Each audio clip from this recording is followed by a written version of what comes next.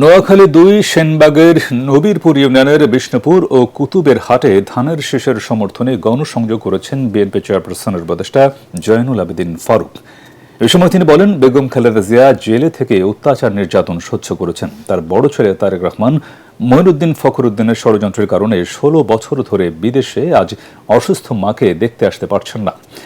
মঈনুদ্দিন ফখরুদ্দিন বেগম জিয়াকে গ্রেফতার করেছিল। তাদের ধারণা ছিল তাকে দেশের বাইরে পাঠাতে পারলে তিনি আর কোনোদিন বাংলাদেশে আসতে পারবে না। এ সময় সেনবাগ উপজেলা বিএনপি ও এর বিভিন্ন অঙ্গ সংগঠনের নেতারা উপস্থিত ছিলেন।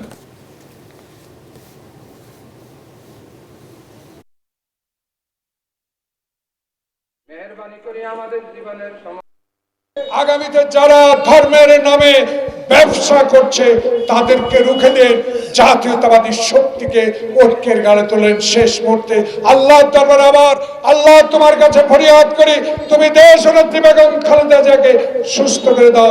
তাই আগামী 1 সপ্তাহ আমাদের সকল কার্যক্রম স্থগিত ঘোষণা করা হলো।